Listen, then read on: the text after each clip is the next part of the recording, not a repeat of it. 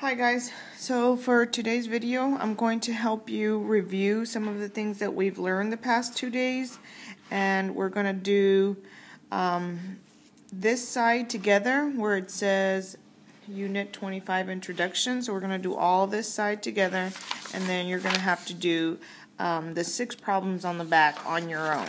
Okay, so we're going to go ahead and start with number 1, and it says use the identity property of addition to create an expression equivalent to -8. Okay, so remember, the identity property of addition means that any number, so here it is, -8 plus 0 has to equal the same number. Okay, so -8 plus 0 has to equal -8. Okay, now we're going to do the identity property of multiplication. So that means any number, which is -8, times +1 has to equal the same number, -8. Okay. Now it says explain the difference between the identity property of addition and the identity property of multiplication. Okay. So we're going to go ahead and write that down. Any number plus 0 equals the same number. Okay, and any number times 1 equals the same number. So that's for the identity property. Okay. Now number 2, it says Dominic uses 44.3 megabytes of memory downloading a video game and 56.1 megabytes of memory downloading a fitness app to his smartphone. We're going to write an expression that can be used to find the total amount of memory Dominic uses for the download. So basically we have to add 44.3 plus 56.1. Okay. Now, if we want to use the commutative property, all we have to do is switch the numbers around. So instead of having 44.3 first, we're going to add 56.1 plus 44.3. Okay. And then let's explain the commutative property. So the order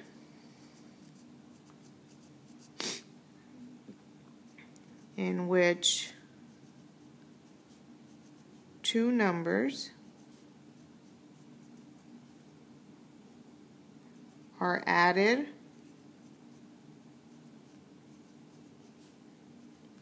or multiplied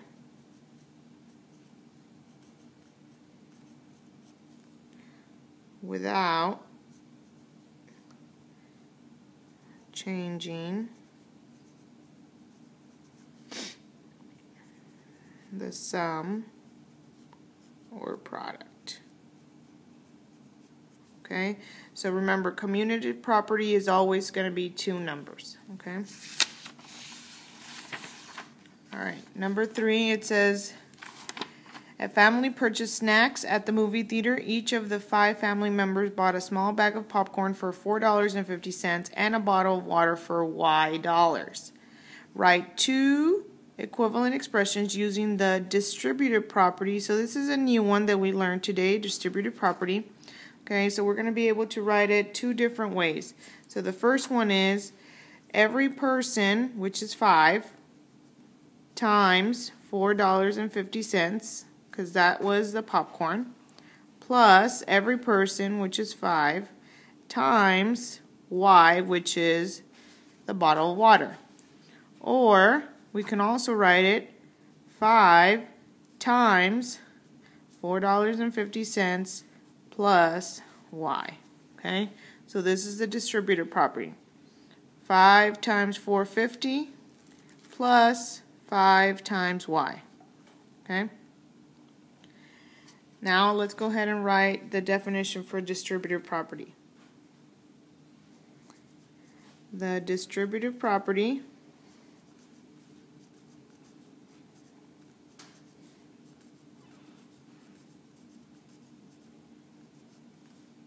combined addition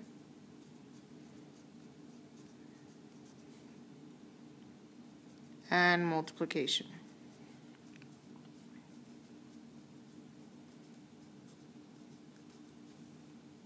Okay.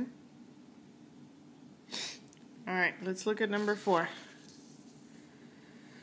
So number 4, it says, look at the model below. We have a triangle, and we have to generate two expressions using the associative property that can be used to find the area of a triangle. Okay, so area of a triangle is equal to 1/2 base times height. Okay, so this is the base, and this is the height. Okay, so that means we don't actually need this number. Okay. Alright, so we're going to write it two different ways.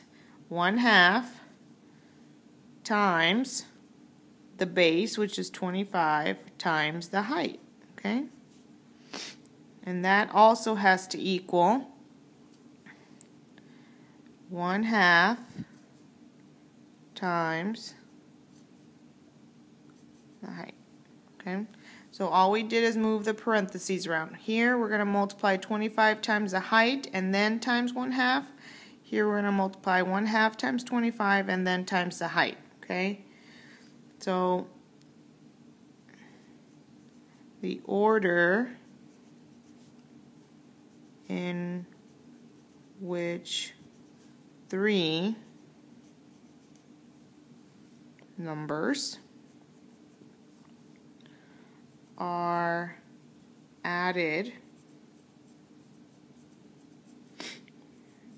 or multiplied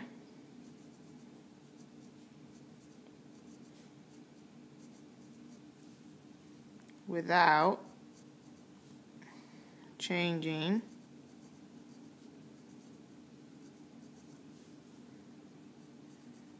the sum or product. Okay. Now let's go to number 5. So now we're going to be talking about the inverse property of addition. So remember, the inverse property is any number plus the opposite of that number. So if I have -1/4, what's the opposite of -1/4 is +1/4.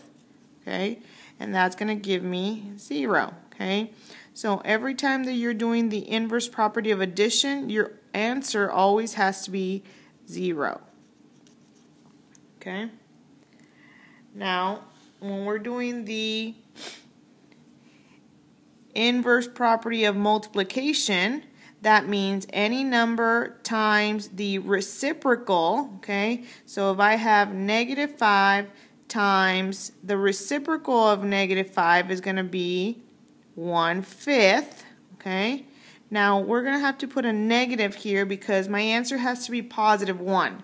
So a negative times a negative is a positive, so this is going to be +1. If I just leave it as +1/5, then it's going to be -1, and that's not what I want. Okay, so when I have the inverse property of multiplication, my answer always has to be +1. Okay,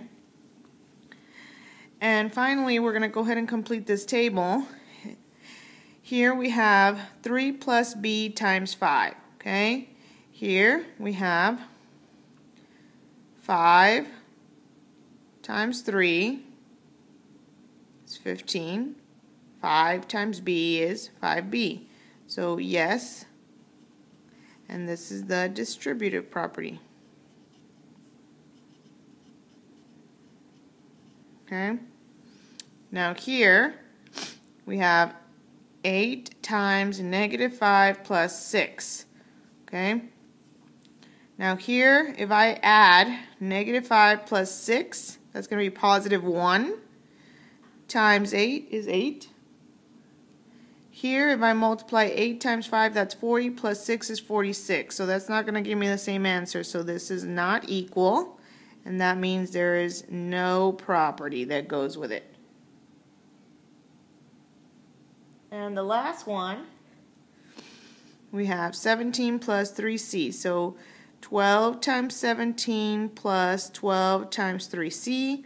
Same thing here, 12 times 17 plus 12 times 3c. So this is a yes.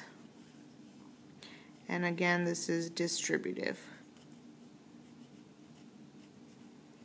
Okay.